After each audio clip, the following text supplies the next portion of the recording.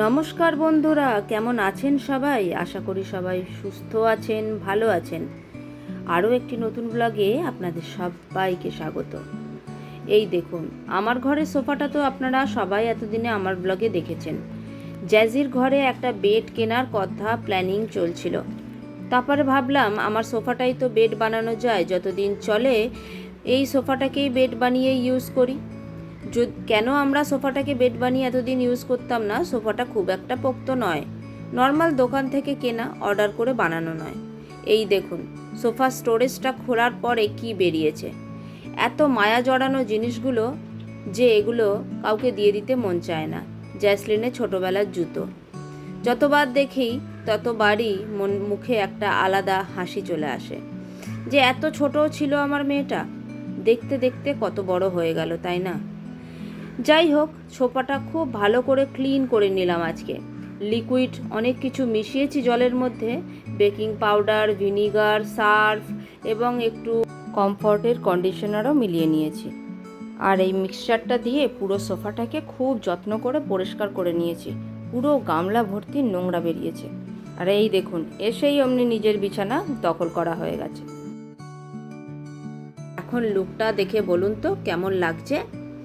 যখন ঘরে মা বা কেউ আসে ও বাড়ি থেকে এবং তারা আলাদা ঘরে একটু শোয়ার মতো ব্যবস্থা চায়, আমি করে দিতে পারি না।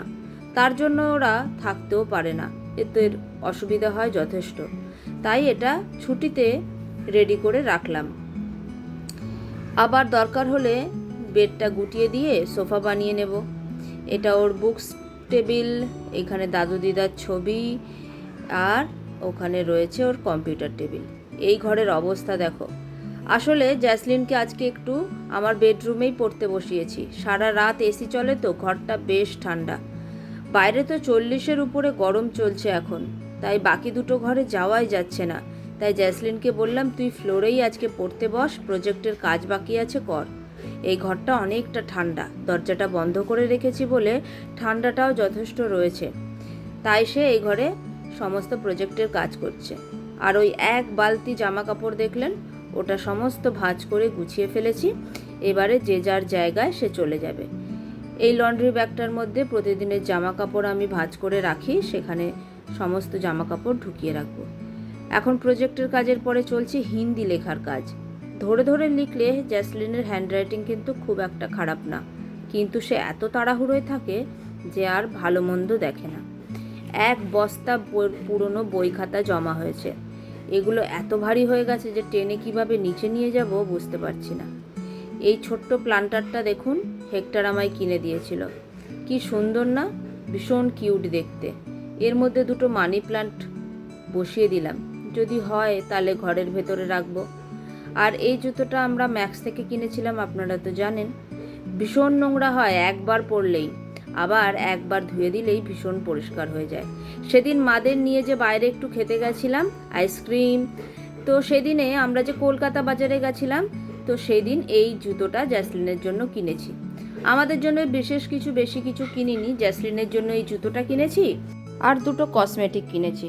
আর মায়ের জন্য দুটো কুর্তি কিনে দিয়েছি, আর সুইটির জন্য একটা। এই যে এই কসমেটিক্সের মধ্যে এই সানস্ক্রিনটা আমি কিনেছি। দেখো 380 টাকা দাম, কিন্তু কিনেছি 199 টাকায়। আর এই শাওয়ার জেলটাও নিয়ে নিয়েছি মাত্র 99 টাকায়। এটাও দেখো, নাও এখন জুতো, জামা, কসমেটিক্স প্রচুর জিনিস রেখেছে কলকাতা বাজারে। অনলি 99, অথচ দাম আছে কিন্তু 225 টাকা। তো যাই হোক, কেমন গন্ধ হবে জানি না, যদিও সিল করা ছিল, গন্ধটা ঠিক বুঝতে পারিনি, কিন্তু নিয়ে চলে আসলাম। মাঝে মাঝে শাওয়ার জেল একটু গন্ধ গন্ধ ভালো লাগে। এমনিতে তো আমি বাড়ির তৈরি সাবানেই আমরা ইউজ করি। জ্যাজের জুতোটা দেখুন, আমার পায়েও ফিটিং হয়ে গেছে, এত বড় হয়ে গেছে মেয়েটা। পাটা বেশ চওড়া, তাই ও অনেক ছোট্ট থেকেই কিন্তু এরম ক্রক্স টাইপের জুতো ইউজ করে। ভাবছি আমার জন্যও একটা নিয়ে নেব। ভালোই লাগছে, তবে এই কালারটা নেব না, অন্য কালার। আজকে ফ্রিজে ভাত তরকারি সবই আছে জানেন তো। এ বাবা, ভাত একটু তো কম হয়ে যাবে মনে হচ্ছে, আর সেটা দেখলাম এত বেলায়। তো কোনো ব্যাপার না, ভাত একটু তাড়াতাড়ি করে বসিয়ে দিয়ে, আমাদের তো এখনও স্নান হয়নি, স্নানে চলে যাব। স্নান থেকে এসে মোটামুটি ভাত হয়েই যাবে। এই চালটা খুব কম সময় নেয় জানেন তো। আমরা ওই লাল বাবা রাইস ওই ভাতটা খাই। তো এটা খুব তাড়াতাড়ি হয়ে যাবে, বসিয়ে দিয়ে স্নানে চলে যাব। জলটা মোটেই নষ্ট করব না, চাল ধোয়া জলটা দিয়ে দিলাম গাছে।